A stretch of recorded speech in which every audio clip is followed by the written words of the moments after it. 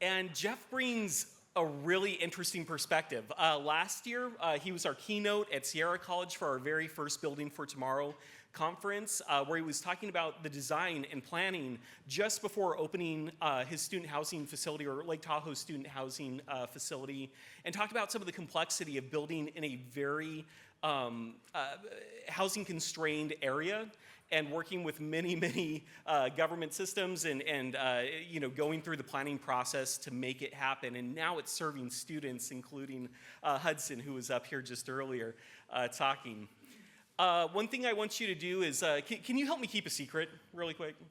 You guys get to help me keep a secret? So President DeFranco is able to use a lapel mic. We were able to work that out over break. I need you to not tell Dr. Curry. I need you to not tell Dr. Curry. Because that'll be tough. Linda, I hope, please don't tell Dr. Curry. But what I'd encourage you to do before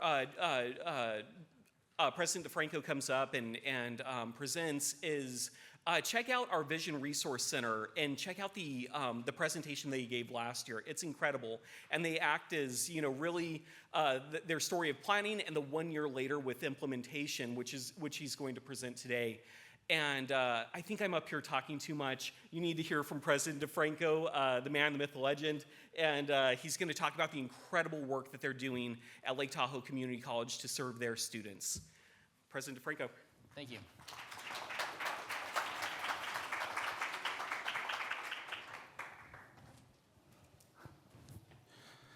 All right, well, good to see everyone. My name's Jeff DeFranco, president of Lake Tahoe Community College. I've been president there for 9 years, in my 10th academic year here. I did present at this last year at Sierra College in the North. Who was there last year? Just kind of show of hands. Okay, some return visitors, thank you. As Ronnie mentioned, that presentation really focused on the planning cycle, so I didn't want to reiterate that here today. So if you want to know about the planning that we went through, go check out that presentation. It's on the Vision Resource Center. This one I really want to focus on, here's what we've accomplished, and here's our lessons learned, and ideally that will give you some tangible takeaways that you can consider in your own student housing program design. Also, I did hear some of the questions that were asked earlier to Dr. Keith Curry. I'll try and work some of those answers into my presentation because we have made decisions and actions on financial aid budgeting. We do have rental rates, stuff like that, because we are in action right now.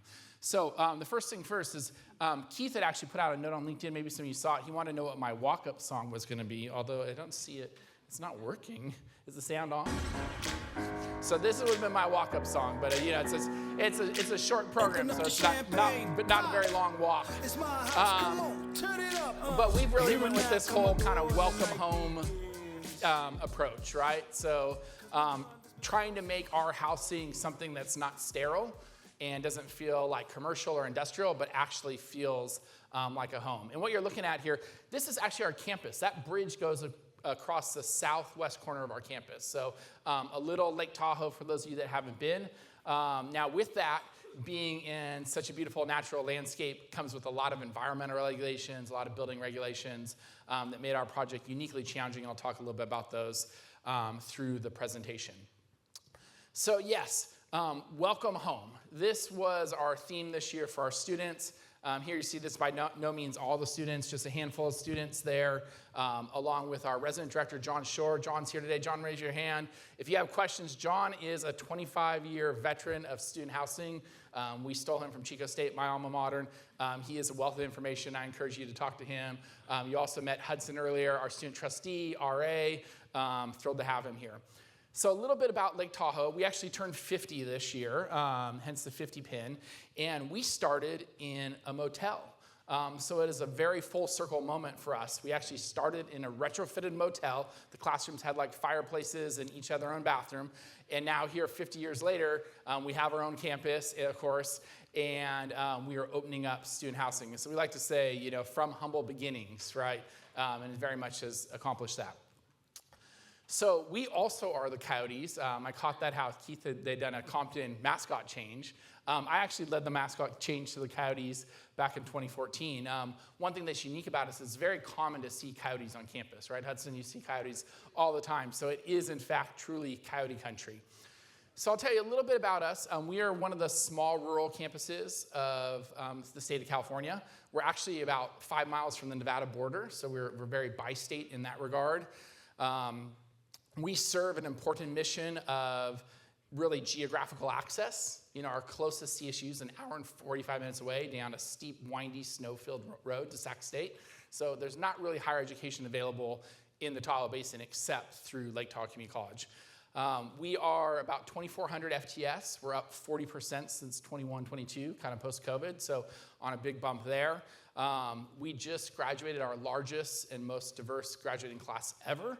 To give you a sense, we're not just taking care of access, we're also taking care of success. In my 9 years as president, our degrees granted has increased by 112%. So not only are we bringing more students through the door, we're also graduating them with certificates. We do all the typical things that you would expect from a community college, but we also have things like fire and forestry and emergency medical services, a lot of stuff that is specific or makes sense for Tahoe, as well as hospitality management, culinary, things like that. So that's a little bit of who we are. We're in our 7th year of the student housing journey, so we've actually had off-campus student housing. You should talk to Hudson. He's actually lived in off and on-campus housing. Talk to him at break. We've had off-campus student housing for 7 years and opened up on campus this fall. And part of this is, going back to about a decade ago, I was the vice president at LTCC prior to being the president. It became evidently clear to me with a less than 2% vacancy rate in our community, with a lot of tech moving to Tahoe because they could remote work, with the advent of VRBO and Airbnb, that basically housing for workforce housing, but student housing was going to be non-existent in due time. And if we didn't do something about it, that we would basically not have a future. And so that's why we've kind of invested in this journey, is to serve our students. We've done a good job. We've opened up this housing, and we're already talking about our next. So we're going to be looking toward another off-campus, surprise, John, I'm sure you've heard me say this, another off-campus student housing, because there's just so much demand. So that's a little bit of who we are. So where's my Northern California colleges at? Yeah, not as well attended. I figured this would be like a heavy SoCal group, which makes sense. So I want to just take 60 seconds just to take you through a little tour of campus, kind of welcome you to Coyote Country, if you will, so you get a sense of a little Northern California college vibe.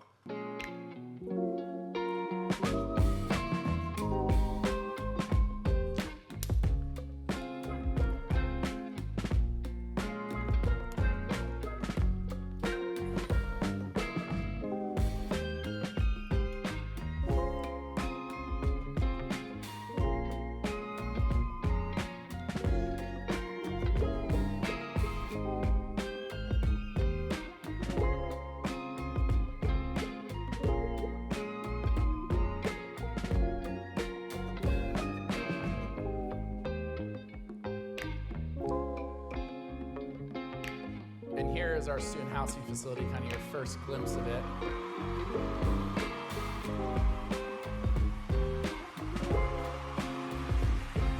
And what's amazing about it is check out the view out of the windows of student housing, right? That's what it backs up to. And so we like to say that we made $1 million view for a $500 rent, right? That's basically what we've done. I've taken donors, community leaders through this facility, and many of them are like, I'd live here. And that's what we wanted to provide for our students, something that was really remarkable for them. So a little bit more, this is our campus. We've grown a bit in recent years, but want to talk about relationships. So if you're still in the master planning phase, what are the things you want to think about? And so what we did here, right, so this was our kind of student center cafeteria space, library, fitness education center, those were all existing. We put housing over in that corner because we didn't want to duplicate space in housing. We didn't want to have to create specific study rooms or computer labs or a workout facility, right? You see a lot of that at like the big four-year universities. They're like, our campus has a lazy river. That's a true story. There was this whole housing wars that was happening with the four-year institutions. Our students told us that they wanted safe, affordable, good Wi-Fi, and clean. Right? Those were their 4 priorities. Like I could remember them to this day. We did multiple focus groups, student surveys. They didn't want these other fancy facilities. What we try to do is let's make it close to the library. We've extended our library hours. We've added additional hours in the evening. We added an additional day. Our fitness education center used to be 6 days a week. Now it's 7 days a week. and we brought food services into our cafeteria space. So again, when you're thinking about this, think about what other resources do you already have on your campus that you can hook into and not have to recreate in your housing. That'll make your project more affordable. So this was August 2023. These are many of our state partners.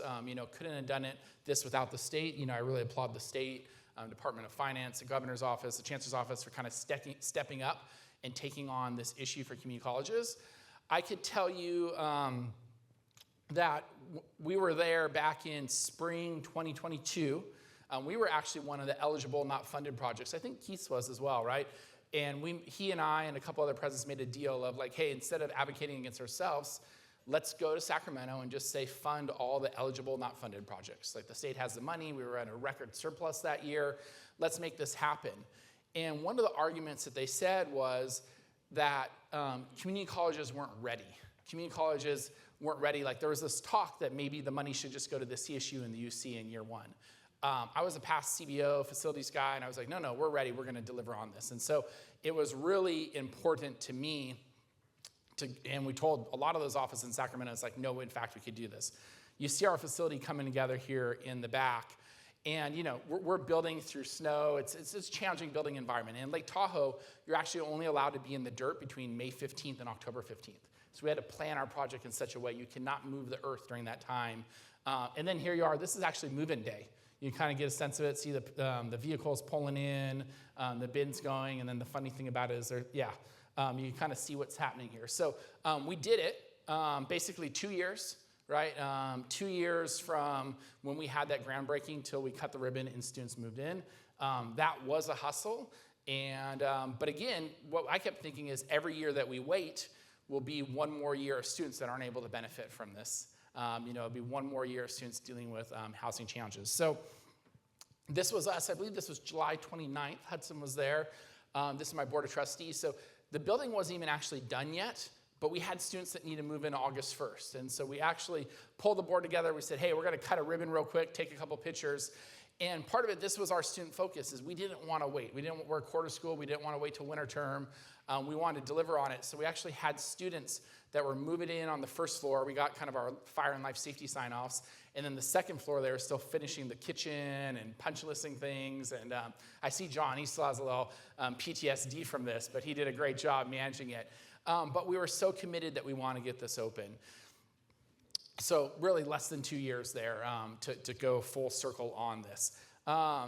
There's our board of trustees. What I would say is board support is paramount, right? So you need to have the support of your leadership because there will be challenges. There will be neighbors that will be saying, NIMBY, not in my backyard. There will be other people on campus saying, what's this gonna do to my work-life balance? Oh, it's gonna mess up my hours. Oh, I don't wanna have to be open on Sundays, things like that. So you do need good and strong leadership support. So we are very proud that of those projects that were funded out of that 2022 Budget Act, the fully affordable student housing, right? So our project it's 100 beds. It's $500 a bed for double occupancy, $795 we have a handful of single occupancy. I'll talk more about that later. But we are the first kind of to the finish line to get open there in those fully affordable housing. And I think what's exciting about that, it's really a new era of student housing in our state where there's these affordable, this is well less than our market. So again, for Keith Curry, I wish he was here. It's Compton folks, I have to tell him, this is my other walk-up song. So there is gonna be a lot of music in this presentation because I like to keep things entertaining. So anyways, but at the end of the day, it's really about winning for students, right? That's what this is about. And also, we want to prove, I took it very seriously. I gave my word in a lot of legislative meetings. It's like, no, we're going to deliver on this. We are truly shovel ready. We'll be open in 2 years. And I want to deliver on that. I want to invite Sacramento back and be like, no, community colleges can do this. We know, we hire good people. We know what we're doing. But at the end of the day, it's about winning for students and creating, amazing environment for them. And I could tell you, this has already been life-changing for our campus, right? It's only a 100-bed facility. You might say that's really small, a campus of 2,400 FTS. But those 100 students, they create so much life, vitality, engagement in student clubs. They just hang out on campus. It creates a total different vibe than we had before. I'll talk a little bit more about it, but our size, we were a little limited on size. Environmental regulations, Tahoe Regional Protection Agency. In our region, we couldn't go higher than 2 stories. So we couldn't do like a big 5-story, something that you might be able to do down here in an urban area. And this is kind of what made sense for our campus at the time. This was move-in day. Again, you'll see that welcome home theme. I encourage you, all of you, you're going to do a lot of work to get to this moment. Hang out on move-in day, or we called it Coyote Check-In. It took place over a couple of different days, because then you got to see these students that are so thrilled. And the students, many of them traveled up alone, some traveled with their parents, friends, and they're all so grateful and impressed, and that, they're going to community college, but they're having the quote-unquote college experience. And I think that's one thing that's really powerful to be able to provide our students, right? Like, community colleges for a long time have had a stigma attached with them. They're a second tier.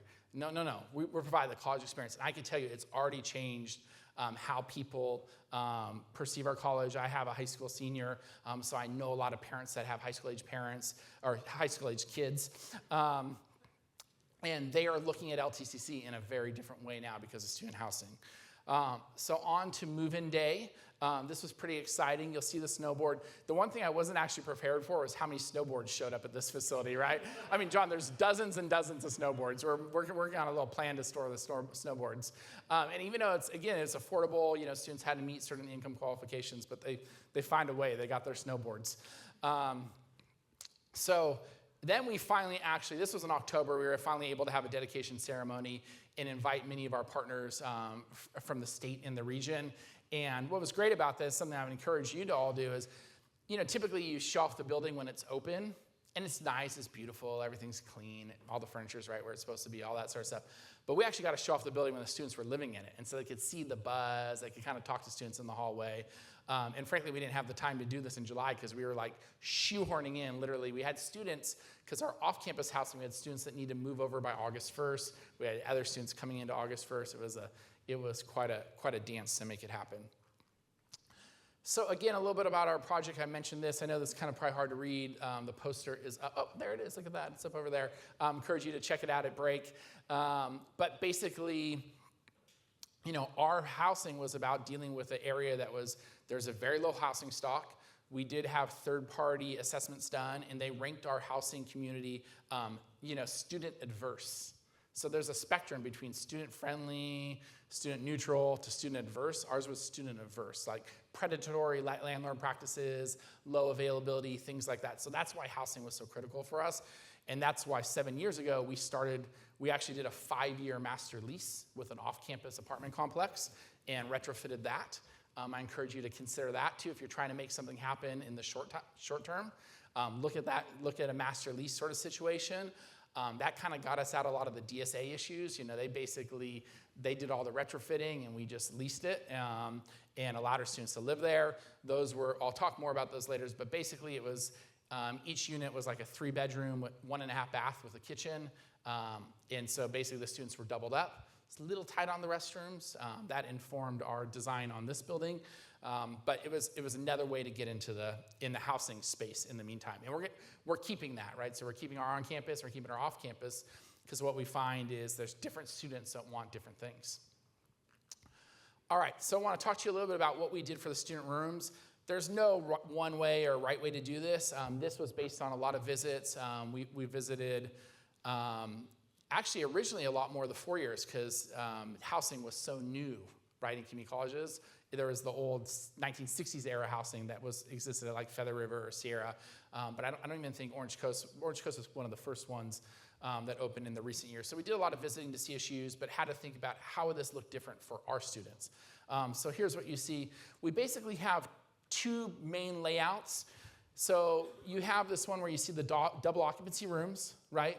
And then they're quad mates, right? So 4 of them together, they share that wet restroom area, so sink, toilet, shower area. So you have your roommate and your quad mate. That's $500 a bed per month. It is up to 12 months a year. We don't send students home. We're 365, 24/7. On the other side, you see a very similar size room, except they're singles. We only have about 10 of those. They do cost a little bit more, but we have found some of our students have preferred those. Folks that are maybe returning veterans, previously homeless, they're a little bit more requesting and feeling more comfortable in that sort of space. And so we wanted to have some flexibility to accommodate that. This is not a family housing facility. We've talked about that. We'll probably look to another off-campus master lease to do a family housing facility, right? So thinking about kind of different facilities for different student types with their different needs. So this is our space. There's a lot going on here, but basically it's a 2-story facility. What I want to say is the first floor student rooms, but we also have vending. We have a resident director apartment there, that kind of purplish area. So John, raise your hand again. So John, bless your heart, John lives on site with 100 students year round. And I'll tell you what, I highly recommend that. I highly, highly, highly recommend that. The level of oversight, we do have 3 RAs in the building, Hudson's one of them, but having a full-time permanent employee living on site does make a huge difference. And then downstairs, a lot of that kind of grayed out areas, operational space, there's some lounges and study nooks. The second floor is predominantly student rooms. There is a community kitchen in the middle there. I will talk about the community kitchen. I think those are very important for us to consider as California community colleges. All right, so another look at a room here. This is our standard double occupancy space. This is actually a quote-unquote model room, so no students lived in this room when it was all, a woman in purchasing department put this together. She's a mom, that's why it looks so nice like this. But what I would say, some considerations we went with, when you think about your furniture, we want our furniture to be flexible, light, easy to move around, because you're going to set it up a certain way, and the students are going to get in there, and rightfully so, they're going to immediately move it around to suit their taste. And so our furniture was, we bought stuff that was long-lasting, but it was also light, flexible, easy to move around, not big, heavy armoires, things like that. All right, so let's get to a student room. So this is Israel. He's a student. He's from Southern California. He knows he's got his snowboard and his Dodger hat. He's got like a dozen, oh, you give me the LA, yes. He's got a dozen different Dodger hats in his room. It's pretty impressive. He's got like every alt version, right, John? He's got like at least a dozen. And yeah, as I mentioned, we didn't account for all the snowboards. But this is his room, right? So it gives you a sense of what's going on. You can see they've kind of reorganized the space. They actually keep one of the tidier rooms in the space, so he was in the housing, so he was willing to share. That's me. Many of you might know Dr. Linda Vasquez. We were touring her through, and he was kind of talking to us about his experience. I will say this one thing. Something else we did from a staffing standpoint, we built into our budget, is we have a full-time custodian that's dedicated to that building. So they go through and clean those restrooms, they clean the public spaces, and you might say, why is that? Well, we learned quickly with off-campus housing that cleaning and restrooms were the 2 points of conflict always, and so we're like, hey, if we could, create a little, soften that conflict by providing some resource, it makes a difference. Hudson, I think students really appreciate that. Is that a fair assessment? Yeah. So I encourage you to consider that. She pointed out to me, I talked to her the other day, and she's like, Israel keeps his room very nice. She wanted to let me know. So anyways, that's Israel. So speaking of the restrooms, I talked about there's kind of the quad mates. So this is the restroom area, so you kind of see that here. So that door goes into one room. Those are kind of 2 closet spaces. This is before move-in. So they have a sink area, and then those 2 different doors. Behind one of those doors is a shower room, kind of a tiled shower room, and behind the other door is a toilet area. And I will tell you, when we were designing this, the architects were like, oh, that's going to cost too much to add these extra bifurcation of the doors. You should just make it a single bathroom. No one does it this way, right? They're telling me no one does it this way. And so what I would tell all of you, like one of my biggest takeaways is, don't build for the past. You got to build for the future, right? Because people are telling me like, well, this is how it's always been. I'm like, well, there hasn't been a lot of community college housing. So don't tell me what the situation is. And what I knew from off campus, and Hudson could attest to this, one of the single biggest pain points is we had 6 students and 1.5 restrooms. And when one person is in there, no one else could use it. And so now it's like, you want to use the shower room, you want to use the toilet room, you want to use the washroom. You have multiple students coming and going, doing their whatever they need to do at the same time. So you kind of see it there, right? There's the bed area. Those connect again in terms of that quad. All right. I'm going to take a quick breath and show you, it's about a 4-minute video that actually takes you a tour through it, because again, my presentation last year focuses a lot on the planning. If you're curious in that, I encourage you to watch it online. But this one, I want to kind of talk about the details, and hopefully this will spark some ideas for you of what you want to consider for your housing. So we'll go ahead and take a look. Hi, everyone. Lake Tahoe Community College President Jeff DeFranco here. We are here at the new student housing building, 2 College Drive. amazing addition to the Lake Tahoe Community College campus. This outdoor space is kind of our entrance, our welcoming space, plenty of places to hang out, picnic benches, park your bike, and of course we brought in a little artwork. This piece titled Rushmore was originally displayed at Burning Man on the Playa in 2024 and has now found a permanent home here on the Lake Tahoe Community College campus. Come with me and let's take a look inside of our new student housing building.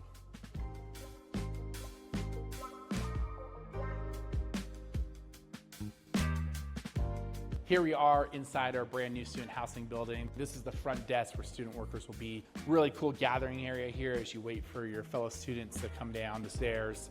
And this is the lounge or the living room for student housing, if you will. We want to create an amazing spot where students could hang out. Trout Creek, the meadow back here, a space where you could spend your time, watch a show, maybe the snow's coming in, hang out by this fireplace. We really want to create a sense of comfort and warmth for our students. Definitely one of my favorite parts of this entire building is this view of the Trout Creek Meadow, all this natural daylight, really open space for our students to spend their time. We'll go ahead and check out the community kitchen that's available to all our student housing residents. Let's take a look. This is our community kitchen that's available for all our student residents to use. Microwave, sink, stove, dishwasher, they got it all. They can come together here with roommates and friends and prepare a meal.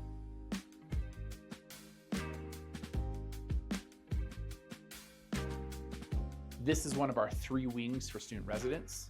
It's made up of predominantly double occupancy rooms, but we do have a handful of single occupancy as well. Each room has its own whiteboard outside where students can leave notes. Every student will have their own key card to gain access to the building and their room. Let's take a peek inside.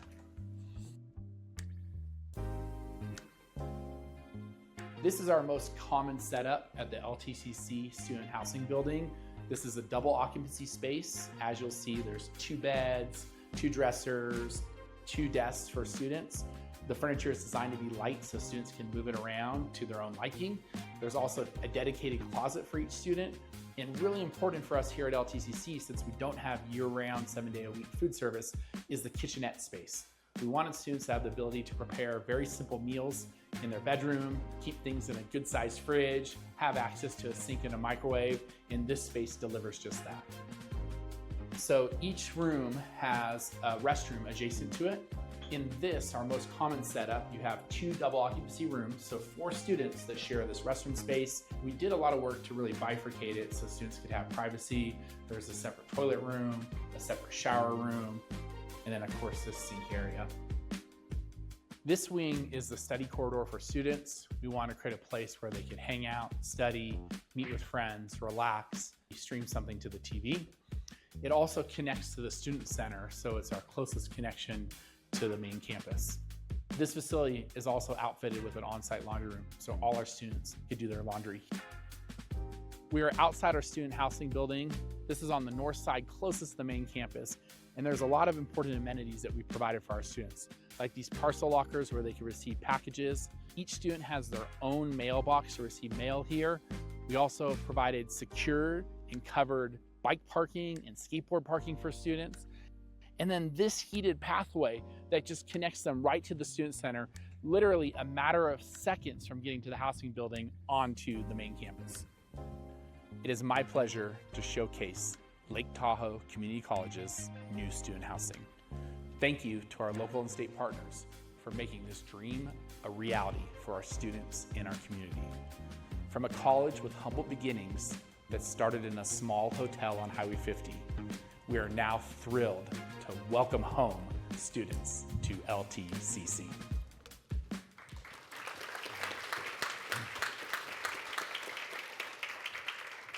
Thank you. So that probably gives you a pretty good sense. You could see a lot of the considerations. We talked about, somebody asked about security earlier. Every student has a key card. That's how they get in. You're not allowed to go, it's not a community space, right? People got used to that, right? Our campuses are open. You're not allowed just to go in there. You have to be with a student, a guest of a student. Everything's kind of key card. We could close off the community kitchen at certain hours. We could see who's been coming and going in the laundry facility when there's concerns. So those are all things to consider. There's even multiple security cameras in the public spaces. Even the laundry room, that's something we picked up from our visit to SRJC, Santa Rosa. They're like, a lot of conflicts in the laundry room. Good to be able to go back and check the tape. So from rendering to reality, right, you'll see this project. We won this idea of, connecting with our environment. There's a big natural kind of gathering space out front where students could hang out and be.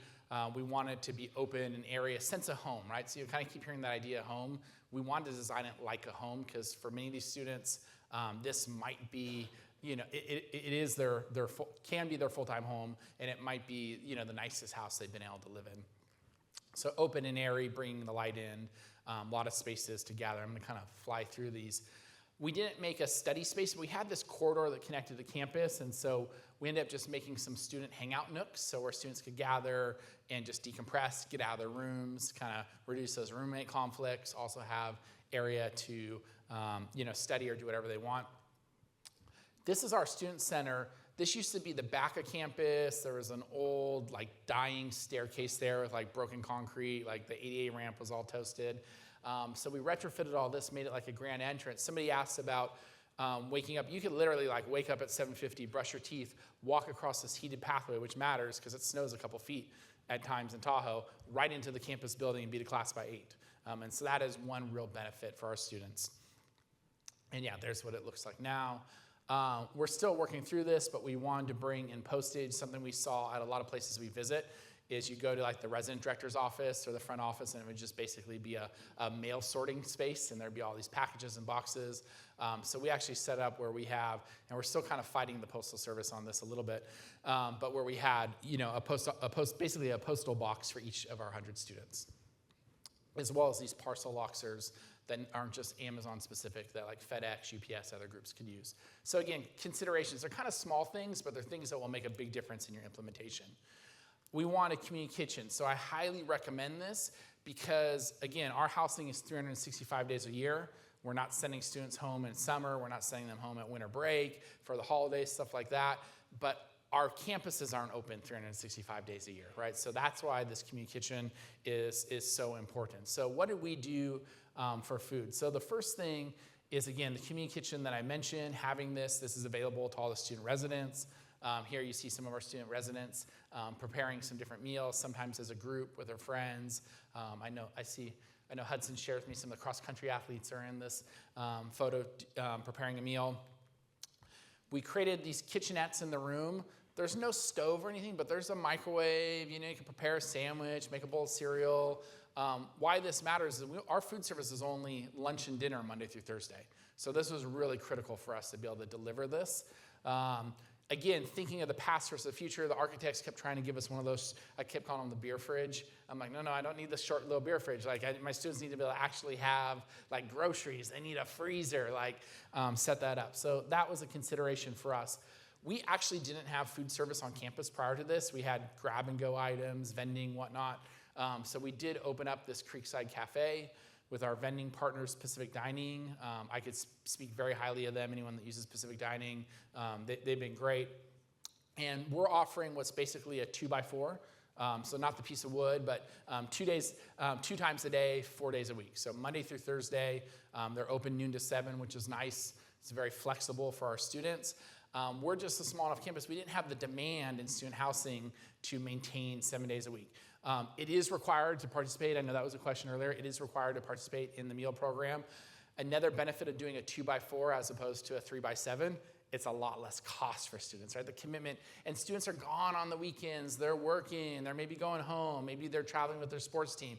So we didn't want to burden them with requiring them to buy a Saturday and Sunday meal that they might not even benefit from, or even breakfast that they're going to sleep through a bunch. It's basically, hey, we got lunch and dinner for you Monday through Thursday, but that's also combined with what you got going in community kitchen, your kitchenette. John does a lot of cool food service, pizza night things as well. We brought in some vending machines. I want to point these out because I highly recommend this. So we have 3 different machines here. The first one, this isn't yet stocked. It's going to be operational here. I mean, we literally just opened. We're still figuring it all out. But this is going to be our basic needs center is going to stock this. So students will be able to use their basic needs ID and get for free a certain number of items each week. So we do have a separate food pantry on the main campus, but basically bringing food pantry services to students. Next to it will be Grab and Go that's actually tied to Pacific Dining. So you could use your dining plan to you don't want to walk 100 feet across that road to go to the cafeteria. You could grab and go something here, and then also some drinks and snacks. Also, this is kind of that study lounge. There you'll see our Coyote mural. We're also bringing in a wellness hub. This is we've ordered this. It's not yet arrived. Again, we're kind of brand new here. But this is going to have Narcan, fentanyl test strips, condoms, things like that, all for free. One of our number one rules with housing is trying to limit the creation or loss of life. So that's definitely took a minute, huh? It took a minute, yeah. We don't put that on the website or anything, but it's just something we talk about during meetings. So those are things to consider, right? Again, how do we have all these basic needs centers? How do we actually integrate and get these things in our housing and make space for those? All right, I want to talk to you a little bit about who the students are, because I was a little bit surprised, right? The student who ended up showing up in year one was different than maybe who we expected. First off, you have Hudson. Here he is at our dedication ceremony. He's graduating this year. He's going to have a lot of four-year prospects. He ran for our cross-country team. We do have some athletes in housing, but it's only about 15%. It's not the main group in housing. This is what really surprised me. These are where our current residents are from. So we expected we'd have a lot of local Tahoe Basin, and then if you know Northern California, Highway 50, Highway 80 corridor, those communities that kind of lead up between Sacramento and Tahoe, we expected that. I didn't expect these students from San Diego or Humboldt or Fresno, Santa Monica, so on and so forth. So that's been kind of interesting. And it's been great because it's changed the demographic of our student base, and students are learning from each other, and we got all these Dodger fans living with Giants fans, and there's some really beautiful community happening. Our students, so about a half of the students, and this is on-campus student housing now, right, are in our Promise program. Our Promise program is we do 3 years tuition-free, earn your degree tuition-free, along with some book stipends. It's supported not only by the state, but also by our foundation. That is our major college success program. That's a big reason our degrees are up. And so there's a great tie-in here. Somebody asked about length of time. So if you get in, you get 2 years. And you can get up to 3 years. We have a conversation then in 2 years. But after 3 years, you're out of the nest, right? This is a completion tool. We have things that we're going to set you up with that get you your degree, but this is not your housing for life. This is not be a student in order to get housing. There's other programs and services for this. This is basically we want to get you completed, get you your degree, get you back into the workplace, get you off to a 4-year. So when you get in, you get 2 years guaranteed, and then your third year, you got to have a meeting with John and kind of go from there. The other thing, so I mentioned student athletes, about 15%. About a third of the students in student housing is first generation. That aligns with our campus numbers is about a third. So this reflects a lot of campus. 4% are Rising Scholars. So our Rising Scholars program, I'm not sure who has Rising Scholars programs at their campus. We had reserved a number of beds for our previously incarcerated students that we actually pay for through our Rising Scholars funds. Same thing, it's not a forever deal, but it's like, hey, we're going to help you transition, complete that degree, move on.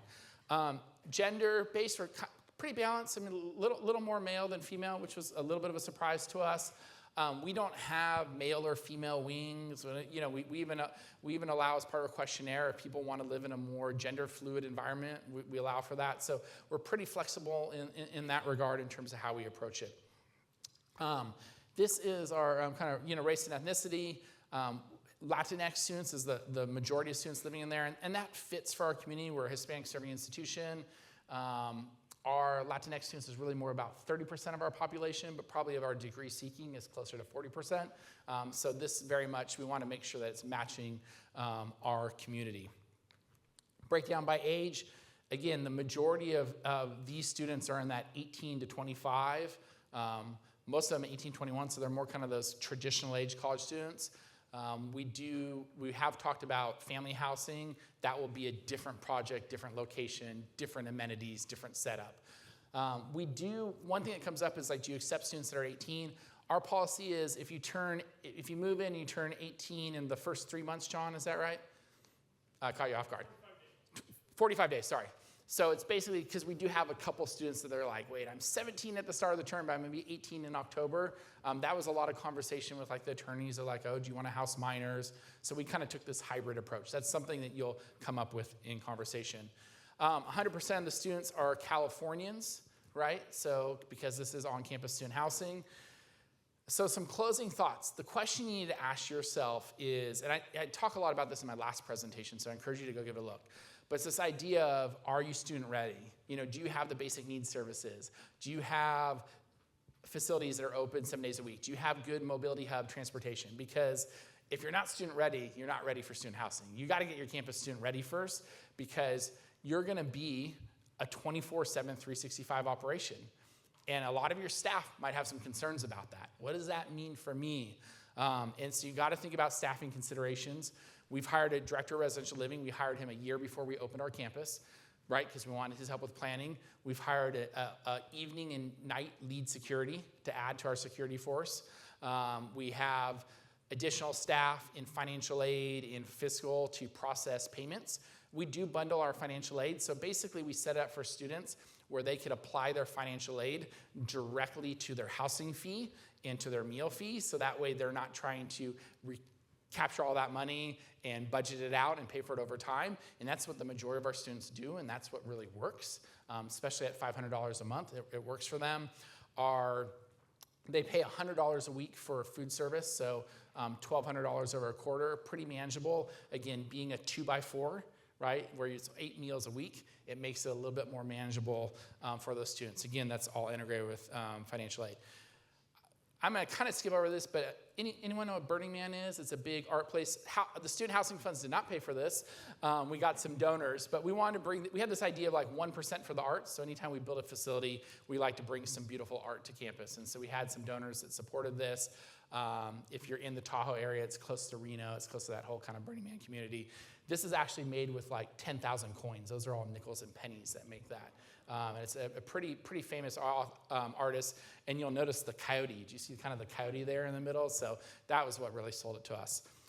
I will just mention, I talked a little bit about it today. This is our off-campus student housing. We plan to do more of these. Again, thinking about different groups, thinking about doing stuff for families. Off-campus housing, you'll see, is very different. We actually have international students, Western undergraduate exchange students, out-of-state students. You'll see more student athletes there, but you'll notice a third of them are California residents. Some of those may not qualify for the affordable housing, right, that we offer on campus, but they still have needs. Or some of them just chose that they want this environment. They want a full kitchen. They don't want to be on campus. They don't want John looking over their shoulder quite as much, things like that. All right, so I got 60 seconds. So the final thing, I promised there would be some music and entertainment in this. The final thing I would say is when you roll out your student housing to campus, you got to make it a little entertaining. And so this was something we did for entertainment. Any Hamilton fans here? Anyone a Hamilton fan? All right, so we tried to get Lin-Manuel Miranda to kind of do a collab with us, but he was very booked. So we had to settle for the Timu Hamiltons. How does a brand new building, never lived in, just risen, become the place where we declare this is the home we've envisioned? How do we create a building that's buzzing with ambition? A home for learning, laughter, community, and vision. Walk through the doors, hear the cheers. After 10 long years, housing is here. Housing is here. It's more than bricks, more than stone. It's where dreams grow. And when students walk inside, we'll greet them so they know. We are not throwing away our shot. We are not throwing away our shot. Hey yo, just like our college, we are small but mighty, and we are not throwing away our shot. Get your education, don't forget from which you came, and the world's gonna know your name. What's your name, man? Lake Tahoe Community College. Our name is LTCC. Welcome home to a future we create. Just you wait. Just you wait. There you have it. So we try and have fun with things. So my final pitch to you is you are invited. We actually did leave one room open this year because we've had so many visitors and we didn't want to constantly be bothering students. So you are invited. You can reach out to our team, John, me, others. We benefited a lot from going to see many of you, and so we want to kind of return that favor to the state. And the final thing is there's a QR code here. I know the Chancellor's Office team would love it if you scan this QR code and take this post-event survey. Is that right, Ronnie? Am I doing that right? Okay, cool.